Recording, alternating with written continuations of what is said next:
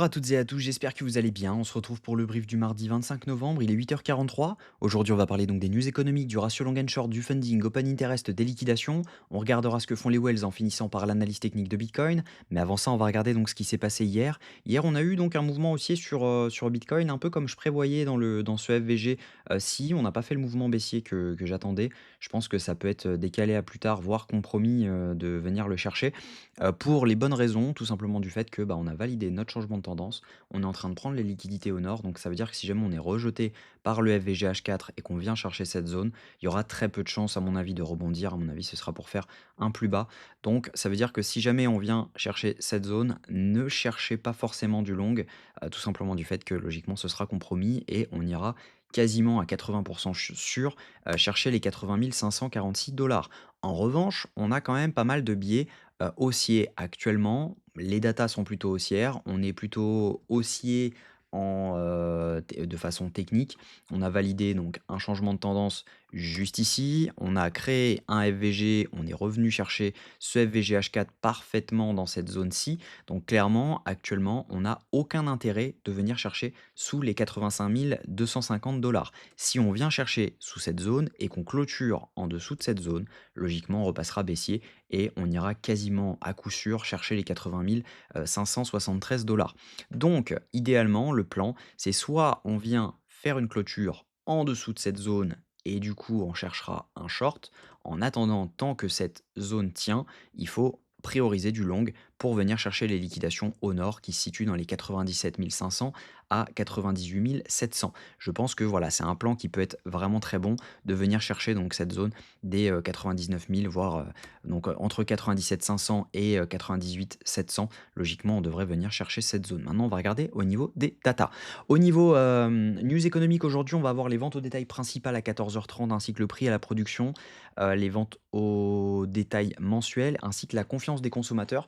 Donc, même chose, confiance des consommateurs, ça a un impact direct sur l'inflation. Donc, on risque d'avoir quand même pas mal de volatilité, même si c'est demain la journée la plus importante, puisqu'on aura le PCE Core, et ça, c'est vraiment un indicateur énorme sur l'inflation. Donc, par conséquent, cette news est très attendue. Mais aujourd'hui, on risque d'avoir pas mal de volume à 14h30 et à 16h. Au niveau Crypto Bubble, ce qu'on voit, c'est qu'on a du vert partout. Les altes reprennent des couleurs avec le rebond sur Bitcoin. Notamment le Rain qui prend 113%, ce qui est assez beau en une journée. On a le CAS qui prend 25%, le Bonk qui prend 9%, le Pengu. Donc c'est vraiment c'est les shitcoins qui sont en hausse actuellement. Donc c'est pas forcément ce qu'il y a de plus bull. Donc ce qu'on voit, c'est que vraiment les shitcoins reprennent des couleurs. Et en général, c'est pas forcément ce qu'il y a de plus bull sur un marché. C'est plutôt ce qui pump en fin de cycle. Donc il va falloir faire attention à ça. Si jamais on voit des shitcoins pump pendant une semaine, 10 jours, ça voudra dire qu'on est sur un top encore et que potentiellement on est sur un fake rebond et on pourra aller beaucoup plus bas.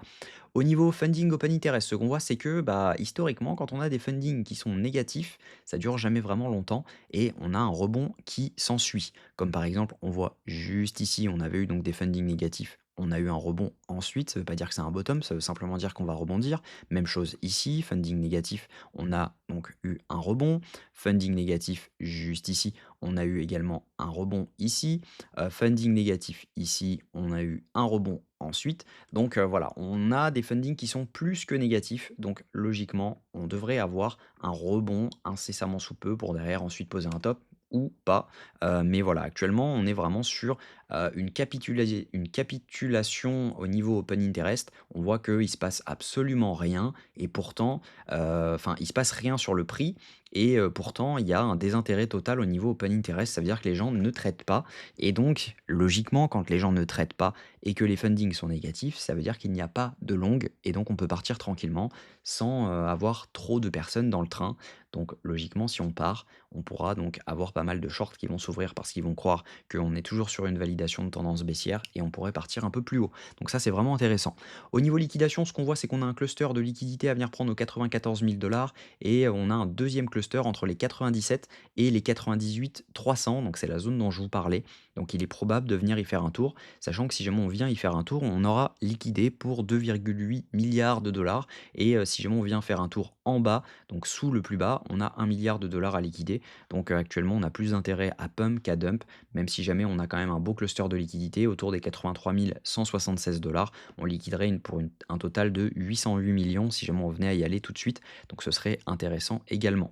Au niveau donc liquidation sur les dernières 24 heures, on a liquidé pour 338 millions de dollars, ce qui n'est pas non plus exceptionnel. C'est dû à la volatilité qu'on a actuellement. Au niveau de ce que font les whales sont actuellement en train d'acheter ce mouvement. Elles sont en train d'acheter massivement ce dump. Donc ça, c'est plutôt intéressant. Les retails ne font strictement rien, tandis que les micro whales rachètent doucement, hein, vraiment, c'est vraiment tout doucement. Mais voilà, on voit que les whales commencent à remontrer un intérêt pour racheter du Bitcoin. Donc peut-être qu'ils sont précurseurs d'un mouvement à venir. À voir, ça, on le saura plus tard. En tout cas, c'est plutôt intéressant. Donc techniquement, ce que je pense, c'est que euh, on a cette zone à tenir, donc cette zone des 85 221 dollars. Si cette zone vient à ne pas tenir, clairement, on repassera baissier et on ira, à mon avis, liquider sous les 80 500 dollars. En revanche, actuellement, on est simplement sur un rejet de ce FVG H4. On est dans un FVG H4 actuellement, donc on est bloqué entre ces deux zones. Et clairement, ce que je pense, c'est qu'on pourrait filer intégralement ce FVG pour derrière pouvoir rebondir et venir chercher donc le premier cluster de liquidité qui se trouve donc juste ici, on a donc les 94 000 dollars. Donc ça se situe exactement dans cette zone de FVG. Donc on serait entre les 95 200 et les 94 300. Et je pense qu'on aura un rejet dans cette zone, mais ce sera pour avoir une continuation haussière pour venir chercher les 98 000 dollars. Et ensuite, bah, on verra, advienne que pourra, ce qui se passera, parce que clairement, on ne peut pas savoir sans les datas qu'on aura à ce moment-là.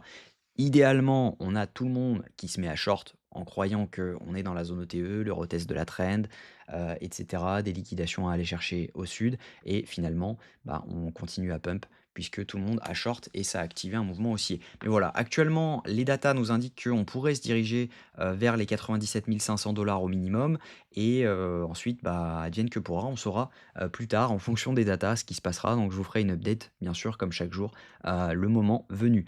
Mais voilà, techniquement, logiquement, on est haussier.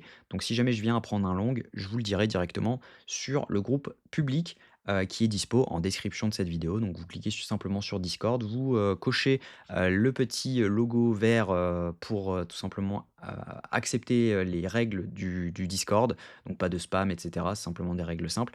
Et puis voilà, vous aurez accès au call. Donc voilà, j'espère que cette vidéo vous a plu. Si c'est le cas, je vous invite à vous abonner, à liker et à commenter ce que vous en pensez. On se retrouve demain à la même heure. Prenez soin de vous.